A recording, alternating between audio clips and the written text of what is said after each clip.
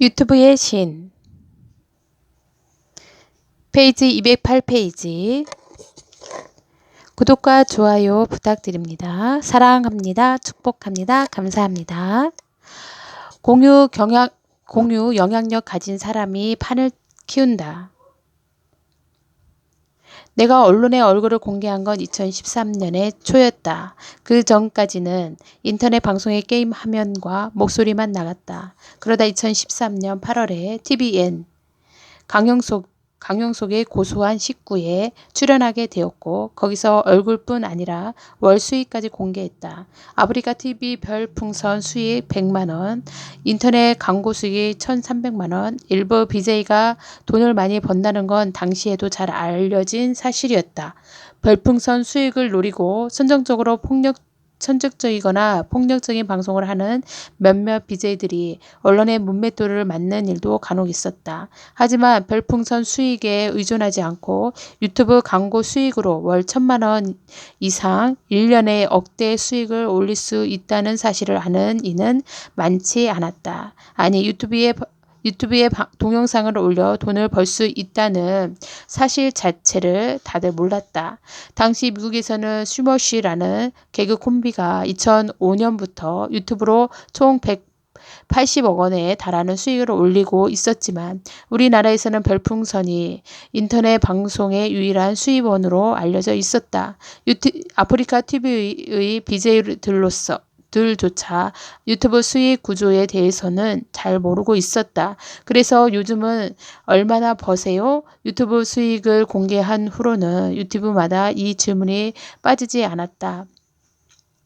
그럴 때마다 나는 가끔 거리낌 없이 수익을 공개했다. 강용석의 고소한 TV의 식구에 출연하고 몇 달 안 돼서 내 월 수익은 2천만 원을 넘어섰고 2013년 연말에는 3,500만 원에 이르렀다. 그리고 지금은 순수 유튜브 수익으로만 월 4천만 원 이상을 번다. 외부 광고를 포함한 기타 매출은 그 2배에서 4배 정도다. 내가 언론의 수익을 공개하고 다니는 이유, 돈 자랑하려고 유튜브 수익을 공개한 건 물론 아니다. 나는 내 수입을 공개함으로써 유튜브가 블루오션이라는 사실을 널리 알리고 싶었다. 만일 내 월 수익이 200만 원 정도였다면 파급 효과가 그리 크지 않았을 것이다. 유튜브로 돈을 벌 수 있다는 사실을 알릴 수 있어도 그럼 나도 해볼까 하는 욕구를 자극하지는 못했으리라. 하지만 내가 월 2천만 원을 번다고 말하자 상황이 달라졌다.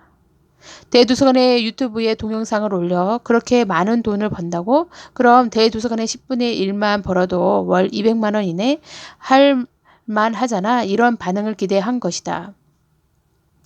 그리고 내 예상은 적중했다. 유튜브 동영상을 시청만 하던 사람들, 아프리카 TV에서 생방송만 하던 BJ들이 구름처럼 유튜브로 몰려들어 채널을 만들었다.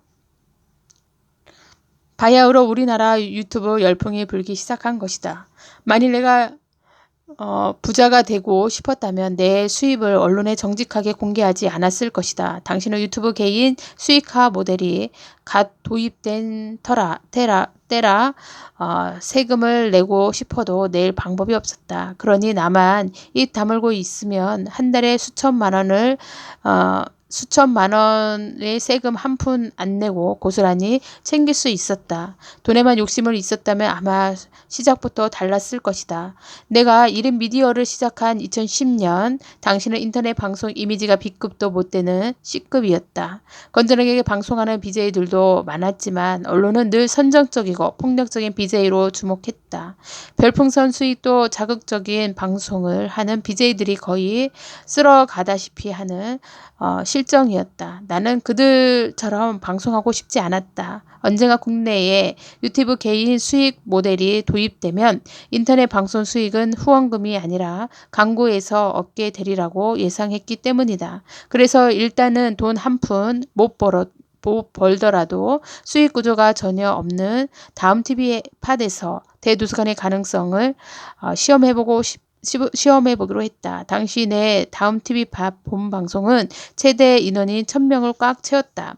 1000명을 꽉 채워 방송을 하다 보니 내가 이보다 더 많은 시청자를 끌어모을 수 있을지 문득 궁금해졌다. 그 이상도 가능하지 않을까 하는 기대감도 들었다. 나아가 내 게임 방송은 욕설 비방이 없고 유료 방송으로 불렸는데 이런 콘텐츠를 유지하면서 아프리카 TV 생태계에서 살아남을 수 있을지도 시험해 보고 싶었다. 아프리카 TV에서 성공하려면 4가지 조건을 충족해야 했다. 자극적인 콘텐츠, 채팅창 매니저, 별풍선 리액션, 다른 BJ와의 합동 방송. 그런데 나는 이 4가지를 다 무시했다. 다음 TV팟에서 하던 대로 욕설과 비방 없는 유료 방송을 계속했다. 그러다 보니 채팅창이 오염되지 않아 굳이 채팅창을 관리하는 매니저를 둘 필요가 없었다. 일부 매니저가 알량한 권력을 휘둘러 오히려 채팅창에서 분란을 일으킨 사례를 덜어 전해 들었던 터라 더욱 그랬다. 별풍선을 받으면 감사합니다. 한마디만 했다. 내 긍정적인 목표는 별풍선 수익이 아니었기 때문에 방송 진행에 지장을 주면 서까지 요란하게 리액션을 하거나 별풍선을 쏘라고 독려하고 싶지 않았다. 다른 BJ와의 합동 방송을 내키지 않아서 안 했다. 다른 방송을 잘 보지 않아 친한 BJ도 없었고 누구 덕이 아닌 오로지 내 스스로의 힘으로 잘 되고 싶었다. 당시 내 형편이 말이 아니었다. 다음 TV팟은 수익화 기능이 없어서 전혀 수익을 내지 못했다. 퇴직금을 야금야금 갉아먹다가 이마저도 바닥을 드러내자 친척들에게 손을 벌리기도 했다. 그럼에도 아프리카 TV에서 내 방식대로 버틴 것은 돈보다 더 큰 무언가를 욕심냈기 때문이다. 나는 아프리카 TV 생태계에서 전혀 다른 방식으로 성공하고 하는 첫 번째 BJ가 되고 싶었다. 욕설과 비방이 난무하는 자극적인 콘텐츠를 만들지 않아도 시청자들에게 사랑받을 수 있음을 증명하고 싶었다. 별풍선을 쏘는 소수 시청자가 아니라 대다수 일반 시청자를 위한 방송을 해도 망하지 않는다는 걸 보여주고 싶었다. 아프리카 TV로 옮긴 첫날에는 시청자 수가 350명이었다. 다음 TV팟 시청자의 전반에도 못 미치는 숫자였다. 하지만 2달이 지나자 아프리카 TV 베스트 BJ로 선정되면서 동시 접속자 수가 4,000명으로 늘어났다. 이후 매 방송마다 5,000에서 6,000명 이상이 내 방송을 시청했다. 한꺼번에 1만 명이 접속하는 날도 있었다. 내 방송이 엄마가 허락한 유일한 인터넷 방송. 헤드폰 안 끼고 봐도 되는 청정 방송으로 온라인에서 화제를 모으자 드디어 오프라인에서도 대도서관을 궁금해하기 시작했다. 어떻게 내 분야의 판을 키울 것인가? 그것이 문제로다. 나를 인터뷰하고 싶다는 매체는 거의 다 만난 것 같다. 밤에 생방송을 하려면 낮에 잘 쉬어야 했지만 인터뷰를 요청하는 전화가 오면 거절하지 않았다. 강연 요청에도 응했다. 밤에 아프리카 TV에서 생방송을 하고 새벽에 유튜브에 올릴 영상을 편집하고 잠깐 쪽잠을 자고 일어나서는 유튜브와 강연을 하고 밤에 다시 생방송을 했다. 그야말로 강행군이었다.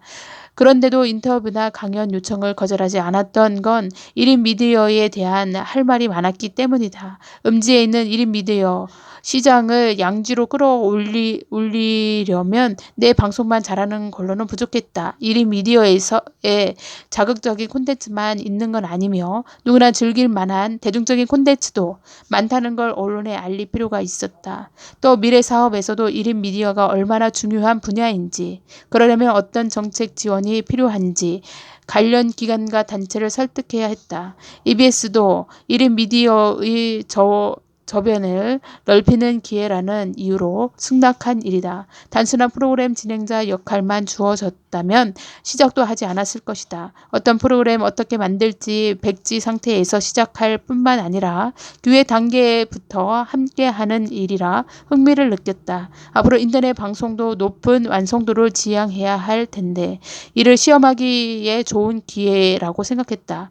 취업 관련 내용으로 하자는 제안도 내가 먼저 했다. 내 시청자 대부분이 17세, 13, 30세인데 그들이 가장 큰 고민이 취업이었기 때문이다. 대도서관 잡쇼에 출연한 걸 두고 공중파에 진출해 연예인이 되려는 거냐고 묻는 사람이 있었다. 1인 크리에이터라면 누구나 동의하겠지만 우리는 연예인이 되고 싶지 않다. 엄밀히 말하면 연예인은 연기자고 1인 크리에이터는 기획자다.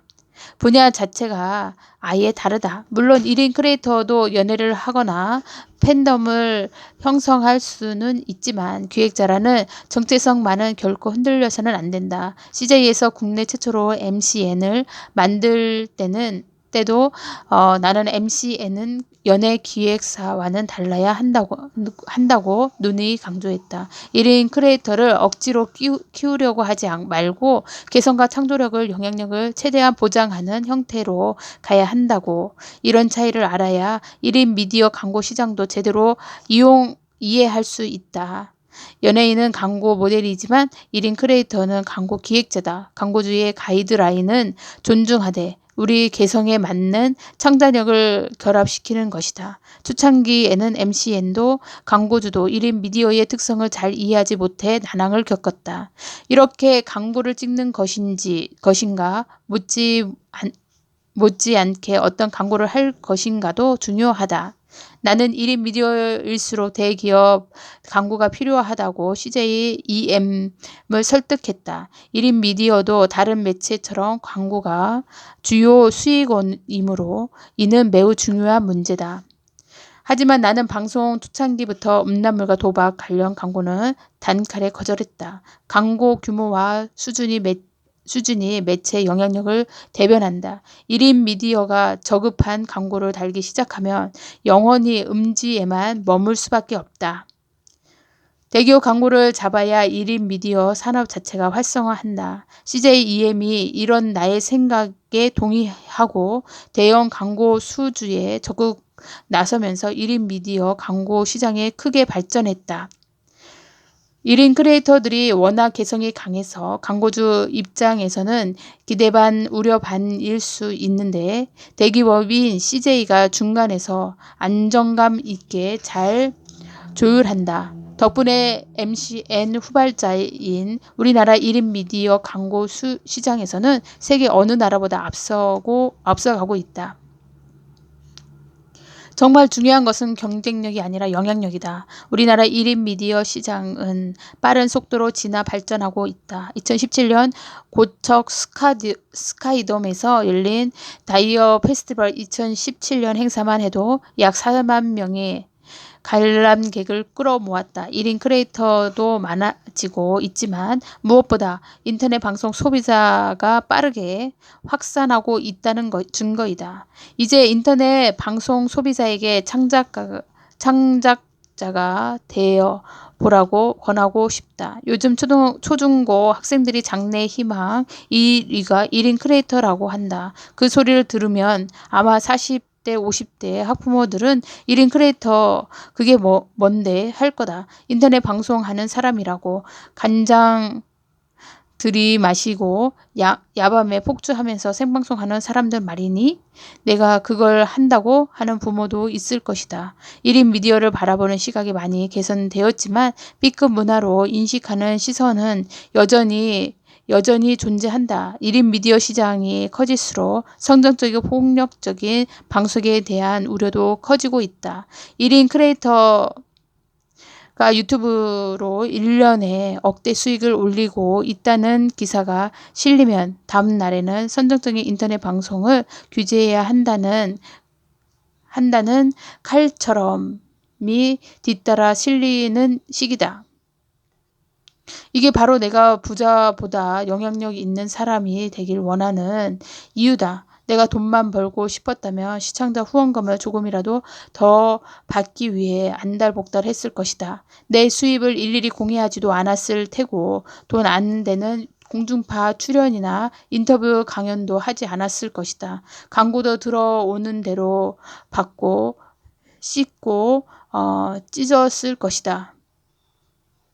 내가 그렇게 하지 않은 이유는 우리나라 1인 미디어 첫 세대로서 책임감을 느끼기 때문이다. 1인 크리에이터의 이상적인 모델을 만들어 보자는 생각도 있었다. 강남의 폭주를 생중계하지 않아도 1인 미디어로 성공할 수 있다는 걸, 별풍선에 연연해야 하지 않아도 억대 수익을 올릴 수 있다는 걸 누군가는 증명하고 알려야 했다. 그래서 감사하게도 내게 그럴 기회가 왔다. 나는 더 많은 사람들이 유튜브 채널을 만들어 자기 일상과 아이디어를 공유하길 바란다. 동영상을 제작하고 업로드하는 과정에서 성취감을 느끼고 타인과의 유대감을 느껴보길 바란다. 이런 사람들이 많아질수록 광고 업계가 유튜브를 주목할 것이다. 그러면 유튜브로 좋은 광고가 많이 유입될 테고 유튜브 생태계는 건강하고 활기차게 성장할 것이다. 이런 선순환 구조는 나 한 사람만 잘한다고 만들어지는 것이 아니다. 시작은 한 사람이 할지 몰라도 결국 모두가 함께 만들어가야 하는 일이다. 누군가는 유튜브가 이미 레드오션이라고 말한다. 생방송은 그런 면이 있다. 동시간대에 한 시청자는 오로지 한 채널만 볼 수 있다. 하지만 편집 방송은 그렇지 않다. 내가 허니버터칩을 먹는 동영상을 만들어 올리면 시청자는 이 동영상 하나만 소비하는 게 아니다. 내가 다른 스낵을 먹는 동영상도 본다. 뿐만 아니라 다른 유튜버의 허니버터칩 동영상도 찾아서 본다. 동영상 하나가 꼬리에 꼬리를 물고 다른 동영상으로 이어진다. 어떤 분야도 마찬가지다. 순전히 경쟁적이기만 한 집단은 없다. 한강 작가가 채식주의자로